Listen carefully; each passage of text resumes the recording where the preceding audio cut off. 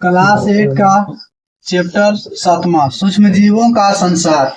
सूक्ष्म जीव यानी सूक्ष्मदर्शी द्वारा आंखों देखना यानी देखा। सूक्ष्म जीव को हम नंगी आंखों से नहीं देख सकते क्योंकि नाम का ही अर्थ होता है सूक्ष्म। सूक्ष्म मतलब होता है बिल्कुल छोटा से छोटा, और जीव का अर्थ होता है जीव यानी सूक्ष्म जीव। जिसको हम सूक्ष्मदर्शी से देखते हैं उसी को बोलते हैं सूक्ष्म जीव।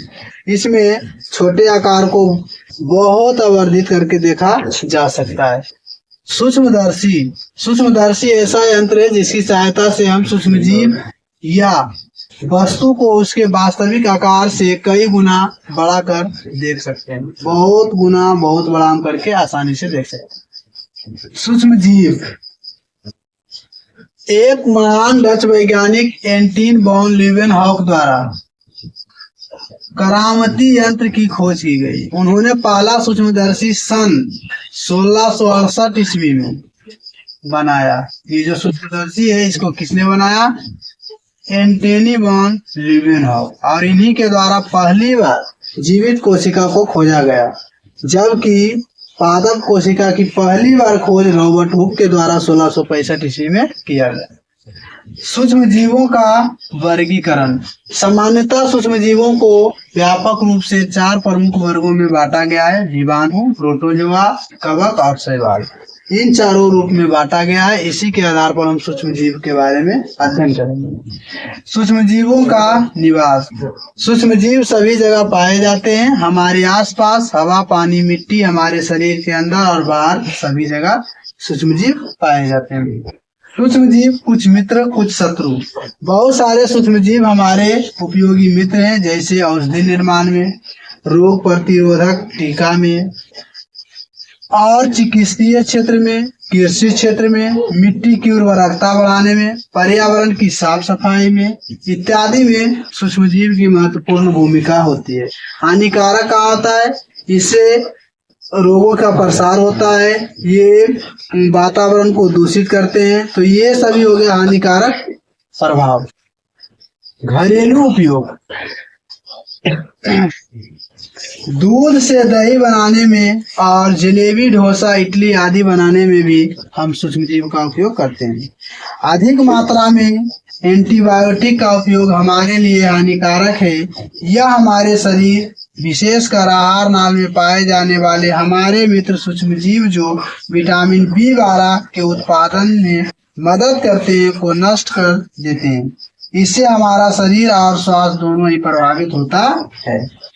पोलियो एक विषाणु जनित रोग है। हमारे शरीर में सूक्ष्म जीव के कारण अनेक रोग उत्पन्न हो जाते हैं, जैसे चेचक, क्षय, हैजा, हेपेटाइटिस आदि। ये सभी जो है जीवाणु से होते हैं, अर्थात सूक्ष्म जीव से होते हैं। जीवाणु को बैक्टीरिया कहते हैं इसमें, और विषाणु को वायरस कहा जाता है।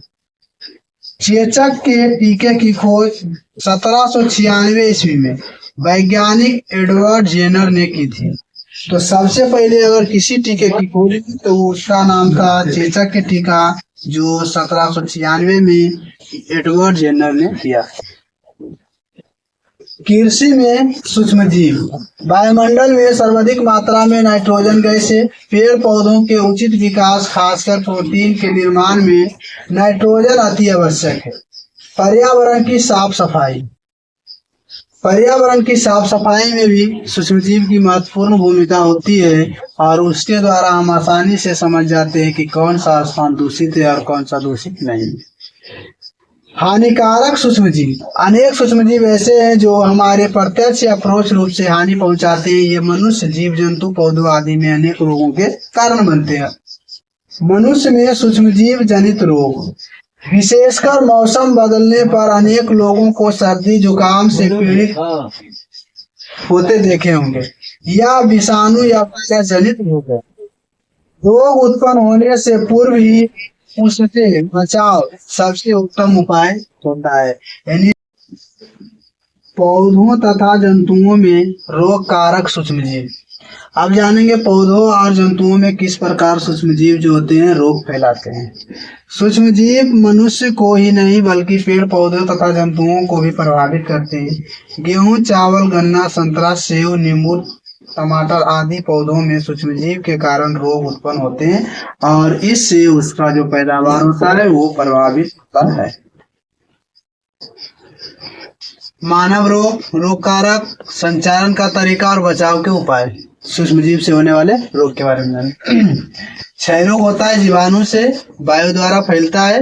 रोगी व्यक्ति को पूरी तरह से अन्य व्यक्तियों से अलग रखना चाहिए। खासरा वायरस से होता है, वायु से। इसमें भी व्यक्ति को दूसरे व्यक्ति से अलग रखना चाहिए, जो रोगी व्यक्ति है उससे अलग रखना चाहिए। तीसरा है चिकन पॉक्स, वायरस से होता है, वायु से फैलता है। रोगी को व्यक्तिगत वस्तुओं से अलग रखना चाहिए, जो हम घरेलू रूप में उपयोग करते हैं उससे अलग रखना चाहिए। पोलियो वायरस से होता है, वायु और जल से फैलता है। उचित समय पर टीकाकरण होना चाहिए।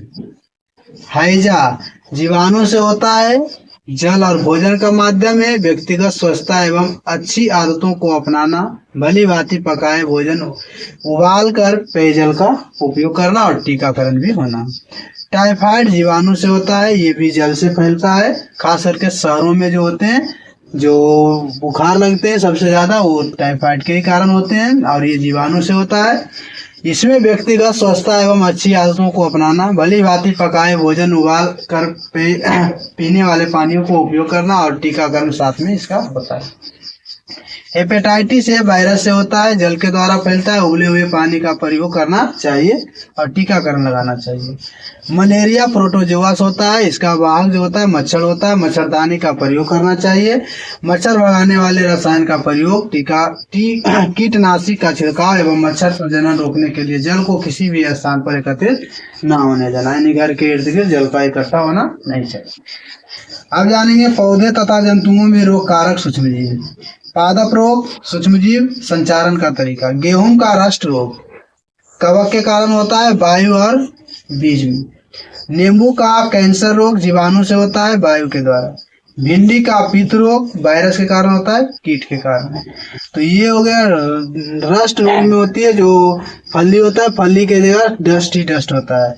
कैंकर रोग में होता है कि नींबू के अंदर छोटे छोटे जीवाणु पनपनाने लगते हैं। भिंडी का पित्त रोग में उसमें उजला उजला सफेद दाग बन जाता है। खाद्य परिविषाक्तता में सूक्ष्मजीव महत्वपूर्ण भूमिका निभाते हैं। गर्मी के दिनों में यदि भोजन को कुछ समय यूं ही छोड़ दिया जाए तो कुछ समय के बाद खट्टे हो जाते हैं, क्योंकि उसमें सूक्ष्मजीव अपना वृद्धि कर लेते हैं। तो खाद्य विषाक्तता में भी सूक्ष्मजीव भूमिका निभाते हैं। खाद्य परिरक्षण में भी सूक्ष्मजीव भूमिका निभाते हैं। बहुत सारे जो दही वड़ा और जो इडली डोसा जलेबी इन सबों में, और खासकर जितने भी प्रकार के बिस्किट हैं वो सभी में जो सूक्ष्मजीव होते हैं वो परिरक्षण के रूप में और लाभदायक के रूप में कार्य करते हैं। अचार में, मुरब्बा में, इन सबों में हम परिरक्षक के रूप में भी सूक्ष्मजीव का उपयोग कर सकते हैं। निर्जलीकरण का अर्थ हो गया जहाँ पर जल की उपस्थिति थी लेकिन अब नहीं है, यानी जल को शरीर से निकाल देना, निकलने की क्रिया ही पूरा कराता है निर्जलीकरण। रासायनिक में भी हम सूक्ष्मजीव का उपयोग कर अलग अलग प्रकार के दवाइयों का बनाते हैं। नमक और चीनी द्वारा परिरक्षण, हम नमक और चीनी के द्वारा भी परिरक्षण करके सूक्ष्मजीवों को जान सकते हैं। तेल एवं सिरके द्वारा परिरक्षण, तेल और सिरका के निर्माण में भी सूक्ष्म जीव का उपयोग होता है। गर्म तथा ठंडा करके, अधिक गर्म करेंगे तो भी सूक्ष्म जीव की मृत्यु हो जाएगी और अधिक ठंडा करेंगे तो भी सूक्ष्म जीव की मृत्यु हो जाएगी। इस प्रकार हम सूक्ष्म जीव से बच सकते हैं। पौष्टिकरण की खोज लुई पास्चर ने किया था और ये लगभग 73 डिग्री पर ले जाकर दूध को 15 मिनट तक गर्म किया जाता है और पुनः इसे ठंडा कर दिया जाता है। उसके बाद इसे अलग अलग पैकेट में भरकर और बाजार में उतार दिया जाता है। ये दूध जो होता है वो कभी भी खराब नहीं होता है। इसी को हम बोलते हैं पौष्टिकरण। दूध को इससे पौष्टिकरण किया जाता है। भंडारण और पैकेजिंग में भी सूक्ष्मजीव की महत्वपूर्ण भूमिका होती है। इसी के कारण जो पैकेट में जो वस्तुएं आती है वो जल्दी खराब नहीं होता है। खाद्य परिरक्षण के रूप में भी हम सूक्ष्मजीव का उपयोग करते हैं ताकि जो हमारे उपयोगी पदार्थ हैं वो जल्दी विषाक्त न हो। नाइट्रोजन स्थिरीकरण के लिए दलहनी पौधों का उपयोग किया जाता है, जिसकी जड़ों में नाइट्राइज जाता है और पुनः वो अलग अलग हरे चारा के रूप में जानवरों के पास जाता है। जानवर मल मूत्र की विधि से उन नाइट्रोजन को वायुमंडल में छोड़ता है। इस प्रकार नाइट्रोजन का स्थिरीकरण होता है। नाइट्रोजन चक्र के बारे में जानेंगे। वायुमंडल में नाइट्रोजन का प्रतिशत 78% है। यहाँ से वायुमंडल नाइट्रोजन का जीवाणु द्वारा नीले हरे शैवालों द्वारा स्थिरीकरण, नील हरे शैवाल लिया। दूसरा नंबर है तड़ित द्वारा नाइट्रोजन स्थिरीकरण, तड़ित के द्वारा भी नाइट्रोजन की निर्माण होता है। यहाँ से गया जीवाणु द्वारा स्थिरीकरण, नाइट्रोजन को नाइट्रोजन यौगिक में परिवर्तन करना। ये जो है शैवाल नाइट्रोजन को नाइट्रोजन यौगिक में परिवर्तित करता है। इसके बाद मिट्टी में उपस्थित नाइट्रोजन के यौगिक मिट्टी में चला जाता है। तड़ित द्वारा जो नाइट्रोजन निर्माण हुआ ये भी मिट्टी में उपस्थित नाइट्रोजन के यौगिक में गया। यहाँ के बाद जो मिट्टी में उपस्थित नाइट्रोजन यौगिक है ये पौधे द्वारा अवशोषित हो जाते हैं, ये पौधा में चल गया। पौधा के बाद जंतुओं द्वारा पौधों को खाना, ये जो पौधा में नाइट्रोजन गया इसे जंतु खाया। उसके बाद उत्सर्जन एवं जीवों की मृत्यु द्वारा उत्पन्न नाइट्रोजन अपशिष्ट के रूप में त्यागता है। यहाँ के बाद पुनः मिट्टी में उपस्थित नाइट्रोजन के यौगिक में आता है। इसके बाद मिट्टी में जो उपस्थित नाइट्रोजन के यौगिक होते हैं ये जीवाणु द्वारा नाइट्रोजन यौगिक का गैसीय नाइट्रोजन में परिवर्तन होता है और पुनः वायुमंडल में नाइट्रोजन पहुंच जाता है। इस प्रकार नाइट्रोजन चक्र हमेशा चलता है।